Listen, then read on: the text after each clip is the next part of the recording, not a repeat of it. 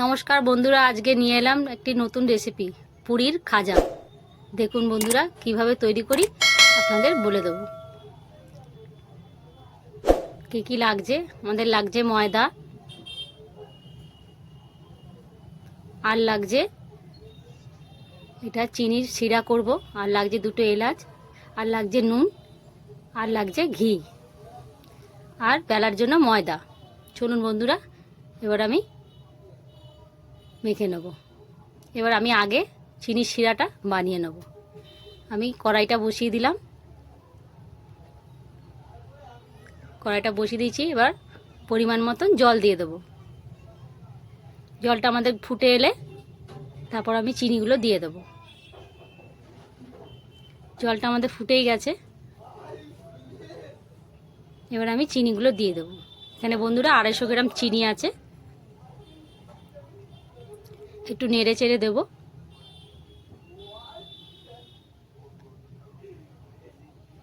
আর দুটো এলাচ ফাটিয়ে দিয়ে দেবো।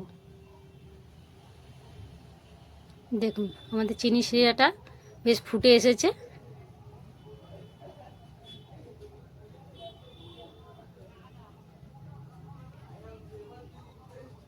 দেখুন অনেকটাই ফুটে গেছে, গাঢ় হয়ে গেছে, একটু আটালো আটালো হয়ে গেছে। তো হতে থাকুক, ততক্ষণ আমি ময়দার ময়মটা দিয়ে নেব ভালো করে। আমি এবার নুন দিয়ে দেবো আর ঘি দিয়ে দেব। ঘিটা দিয়ে দিলাম। এবার আমি ভালো করে ময়ম দিয়ে নেব। ভালো করে যতক্ষণ না ময়ম, নুন আর ঘিটা মিলে যায় ততক্ষণ ভালোভাবে ময়ম দিতে থাকবো। দেখুন বন্ধুরা ভালো করে আমাদের ময়ম দেওয়া হয়ে গেছে। দেখুন একদম মুঠ হয়ে গেছে। এবার আমি পরিমাণ মতন জল দিয়ে ভালো করে মেখে নেব।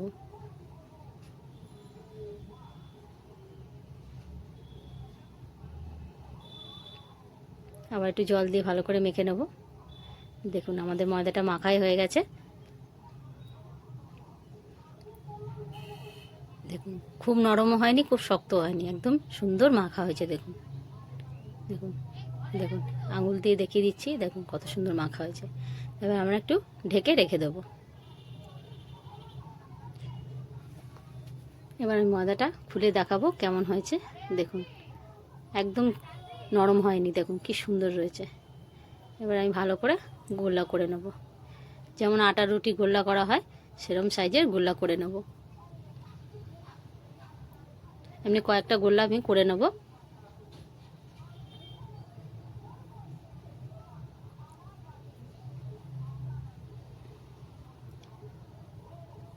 দেখুন ময়দাতে আমি ভালো করে চুবিয়ে নিয়েছি। এবার ভালো করে এক এক করে আমি বেলে নেব। অল্প অল্প করে ময়দা দিয়ে ভালো করে গোল গোল করে বেলে নেব।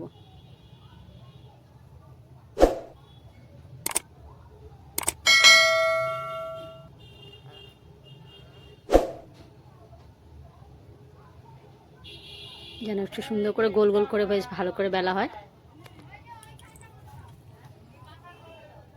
হয়ে গেছে আমার একটা বেলা।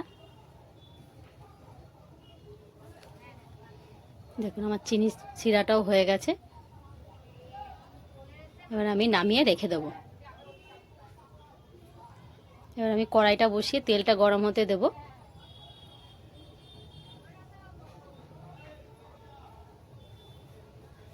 সাদা তেলে ভাজবো। তেলটা একটু দিতে হবে বন্ধুরা, একটু তেল আমি দিয়ে দেব। তেলটা তখন আমাদের গরম হতে থাকুক। এবার আমি কিভাবে তৈরি করছি তোমাদের আমি এক এক করে দেখাবো। প্রথমে ঘি দিয়ে দিলাম, ঘিটা ভালো করে মাখিয়ে দিলাম। এবার এর উপরে আরেকটা রুটি দিয়ে দেব, ভালো করে সমান সমান করে দেব। আবার ঘি দিয়ে আবার সে পরিমাণ মতন আবার ঘি দিয়ে মাখিয়ে নেব। আবার একটা দিয়ে দেবো উপরে, এরকম করে সবগুলো দিয়ে দেব। দেখুন পরপর দিয়ে দিয়েছি। আবার এরকমভাবে আবার দেব। আবার এখানে আবার একটা দিয়ে দেবো। আবার ঘি মাখিয়ে দেবো। আবার এটাও দিয়ে দেবো। হয়ে গেল আমাদের 5টা রুটি আমাদের দেওয়া হয়ে গেল। এবার ভালো করে উপরে আবার ঘি মাখিয়ে দেবো।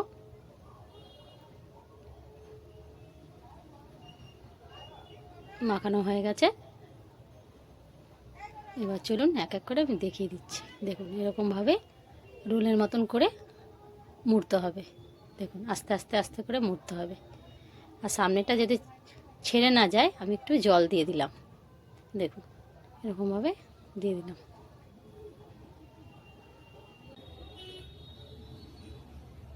আস্তে আস্তে ধরে ধরে কাটতে হবে।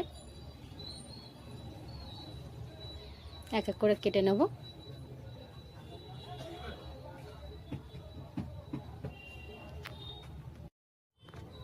এক কাটা হয়ে গেছে। এবার হালকা হাতে এটা হালকা হালকা করে চেপে দেবো।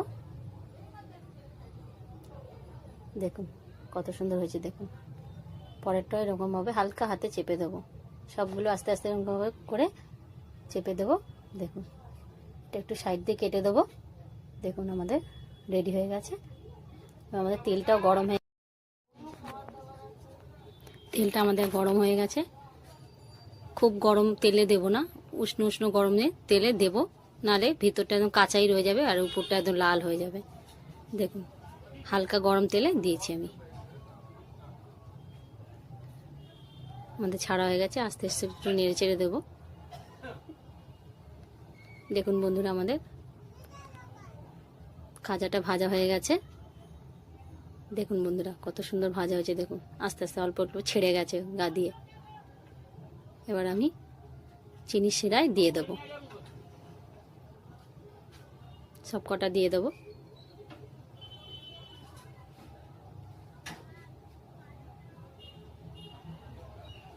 এক এক করে সব দিয়ে দেবো। সবগুলো আমার দেওয়া হয়ে গেছে। ভালো করে রসে ডুবিয়ে দেবো ভালো করে। কি সুন্দর ভেজা হয়ে গেছে।